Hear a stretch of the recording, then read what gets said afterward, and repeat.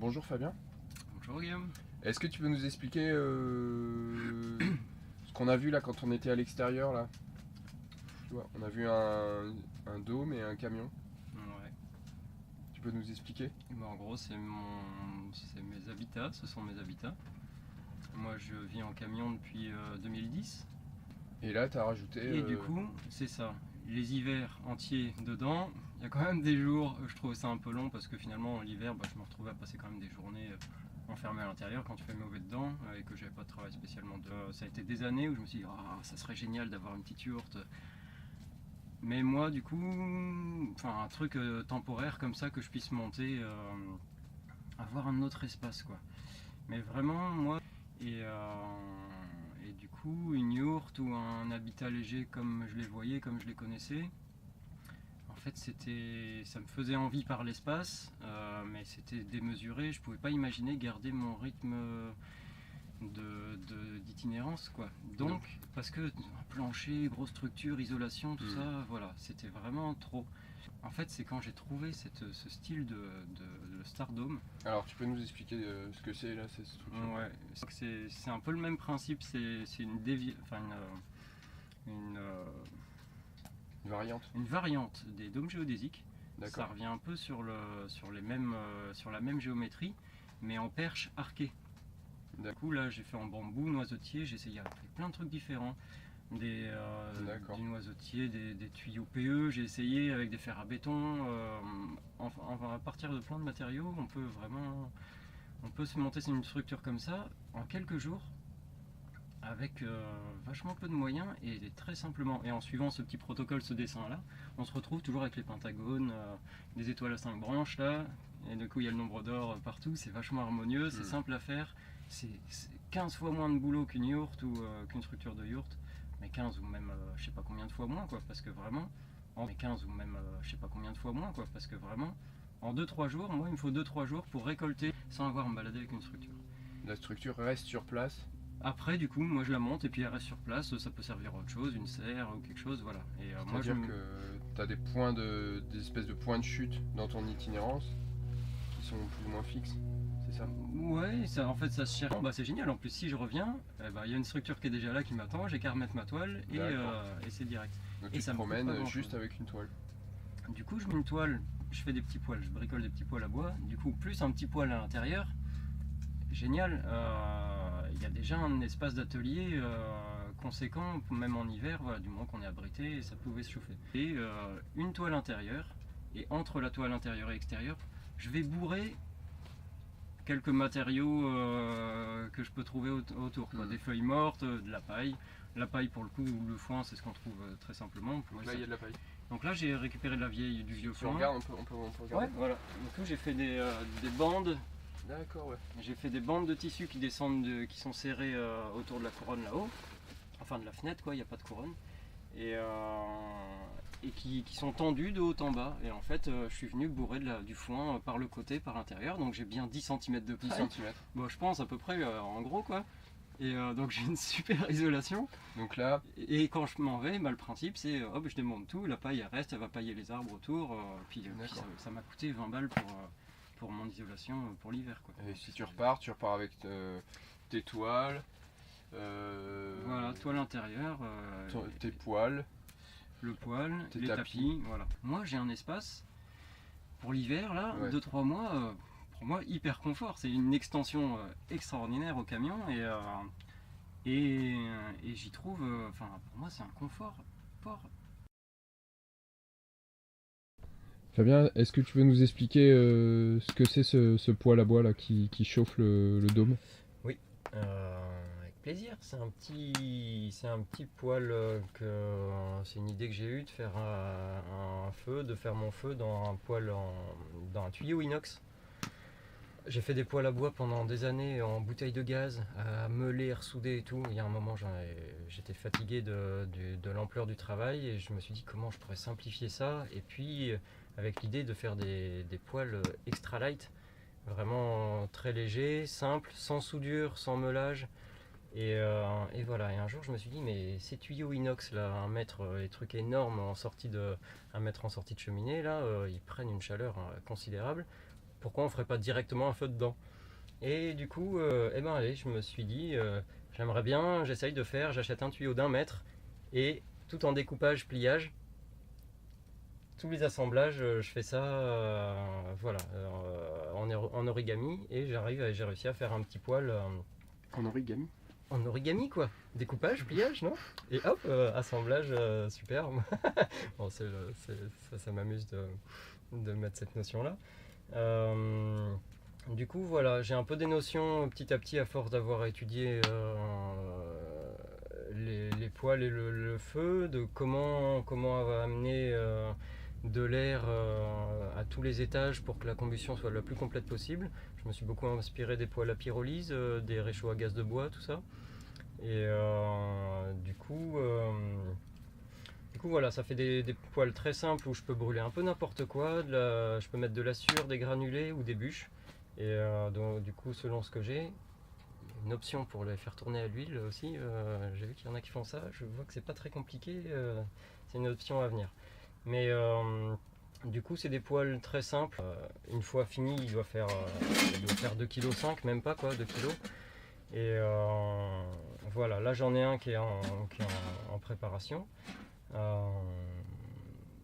Donc en gros, j'ai 2 prises d'air devant, une en bas, une en haut, chargement par le dessus, donc j'ai pas de porte sur le côté, donc c'est vachement sûr, il n'y a pas, quand on ouvre, il n'y a pas la bûche qui risque de tomber. On peut mettre vraiment des bonnes longueurs, 30-35 au moins, facile. Et voilà, donc j'ai 2 prises d'air devant, une prise d'air derrière qui passe derrière une plaque. À l'intérieur j'ai une plaque qui fait que ça fait une arrivée d'air secondaire qui vient se préchauffer et qui arrive à mi-hauteur pour les gaz, pour vraiment aider tous les gaz à brûler. Là-haut il y a une dernière arrivée en direct qui finit, et qui finit un apport d'air aussi. Et j'ai surtout la pièce importante, c'est que j'ai intégré un déflecteur, une chicane à l'intérieur qui me laisse le passage, mais qui fait toute la périphérie, qui fait que les gaz sont obligés, en montant, les fumées sont obligées de venir tourner tout autour avant de partir. Elles partent pas en direct. Donc là ça gagne beaucoup en rendement. Et surtout ça fait que quand on pose une gamelle dessus, là on a la surface de chauffe maximale, elle est là quoi, elle est sur les tours et sur le dessus. Voilà. Là j'ai fait une petite porte très sommaire qui peut être faite un peu plus sérieusement avec une plaque plus épaisse. Ça suffit pour moi. Soit souvent je mets ma gamelle d'eau dessus, comme ça en direct. Voilà, je me suis fait mon petit... J'ai récupéré un peu des briques quand même qui traînaient pas loin. Ça change quand même beaucoup. Le poêle tout seul, il a vraiment zéro inertie. Donc c'est l'extrême inverse d'un poêle de masse. Toute la chaleur s'en va en rayonnement direct, c'est génial, mais il y en a aussi une bonne partie qui part directement. Et par rayonnement, c'est quand même pas...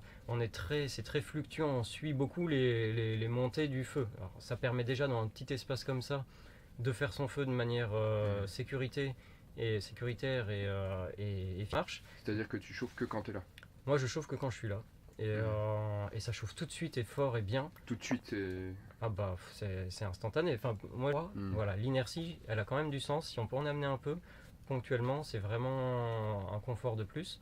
Rien que quelques briques comme ça autour, je vois une nette différence, c'est bien plus appréciable. Je pense que moi ça peut me suffire dans mon rythme. Voilà. Sachant que je vais pas me balader avec l'inertie, moi je me balade juste avec la petite caisse. Quel prix de revient un appareil comme ça?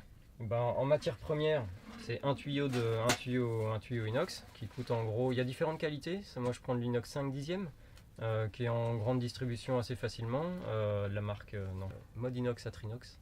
C'est les seuls qui font du 5/10 en grande distribution. Et du coup, voilà, il y en a pour 50 €, en gros 1 mètre de tuyau. C'est à peu près tout, il y a 3 quelques centimes de visserie. Voilà, en matière première c'est pas grand chose. Moi je propose des ateliers pour apprendre à chacun de se faire un poêle comme ça sur un week-end. Et voilà, moi personnellement, mes ateliers, je propose ça à 120 € pour un week-end, plus les 50 €, plus les quelques outils. Si vous avez besoin d'acheter des outils, ça fait un poil plus le savoir-faire, de tout apprendre à faire ça pour moins de 200 €, quoi. On se fait un petit poil qui sert à tout pour tout le temps, quoi. Pour tous les petits espaces qu'on peut emmener en rando, pour une petite tente, pour un camion.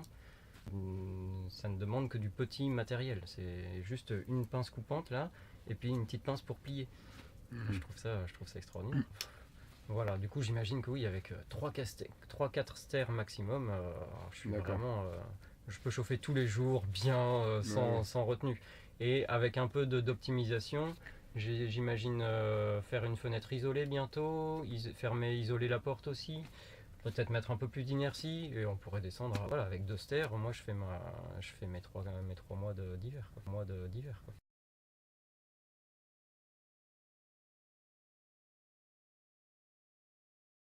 Ma démarche de vie, ça peut aller très profond là. Alors si on reprend les choses à la base, je crois que j'ai envie d'être heureux.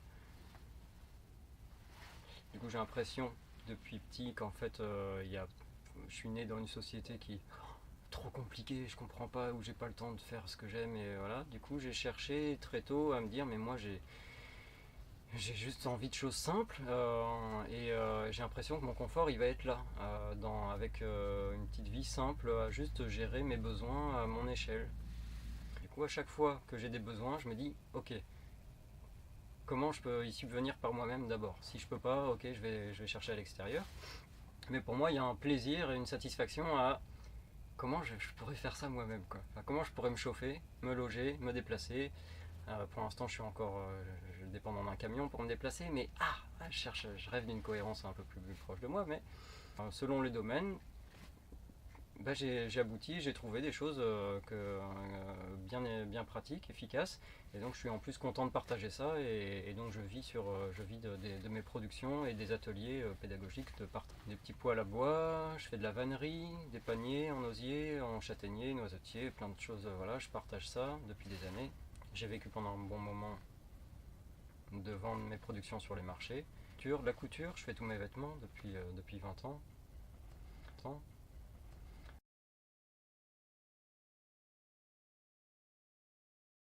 Donc la base de mon alimentation, c'est des flocons d'avoine.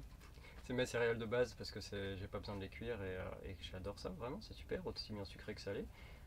Plus des légumes, plus mes légumes fermentés, ma petite dose de spiruline.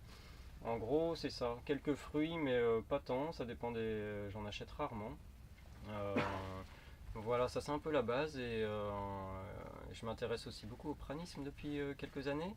Et du coup, j'apprends à manger de moins en moins et de mieux en mieux, et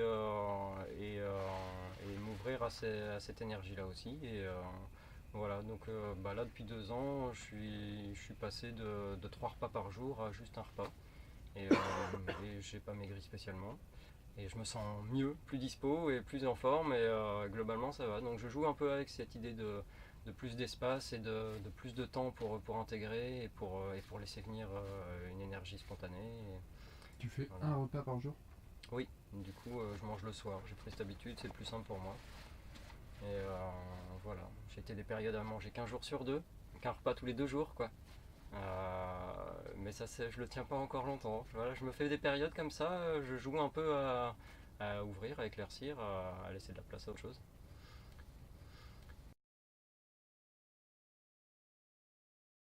Besoins électriques, du coup, je les ai simplifiés simplement jusqu'au portable et à la lumière.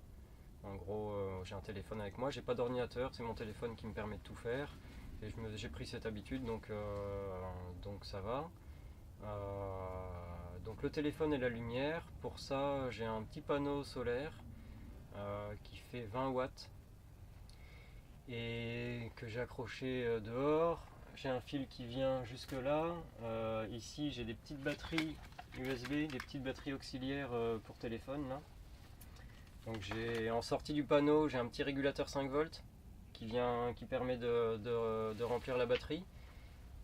Sur laquelle je peux prendre directement le téléphone ou d'autres petits trucs, la frontale ou la petite enceinte, ou des petits bidouilles comme ça en USB.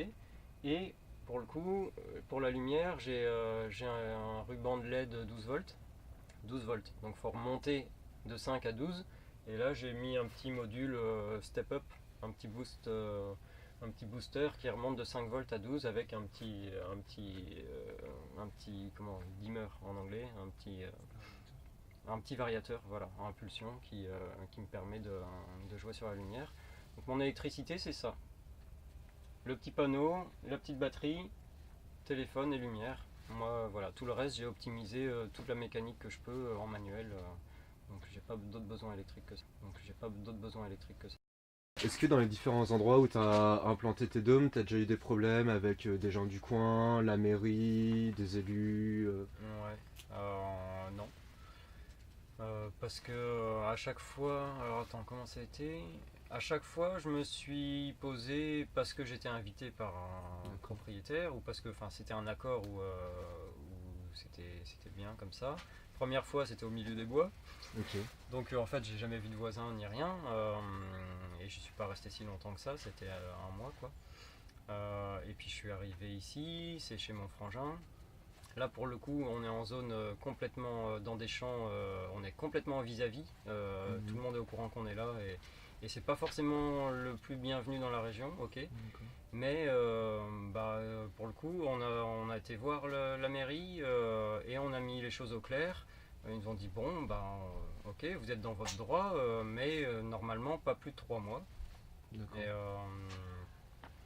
Et voilà, donc moi je m'inscris un peu dans ce cadre-là, je me dis ok très bien, 3 mois c'est ce qu'il me faut, en fait c'est parfait, ça me met un peu une échéance pour rester dans la légalité, et 3 mois dans mon hiver, pour moi me poser c'est parfait. 3 mois dans un endroit, je suis même potentiellement je pourrais me déplacer et aller faire 3 mois plus loin. Je vois aussi que dans la mesure où on reste conciliant et qu'on communique, je vois que je pourrais très bien demander à rester un peu plus, du moment que je préviens et il n'y a aucune raison, on ne dérange personne. Donc de ce côté-là, il n'y a pas de souci. L'année passée, je l'ai passé majoritairement dans le sud, sur un terrain privé aussi. Où pour le coup, non, il n'y a aucun vis-à-vis extérieur. Et voilà. Du moment que moi, c'est un accord toujours avec le propriétaire des lieux, où je participe aussi sur le lieu et tout le monde s'y retrouve en fait.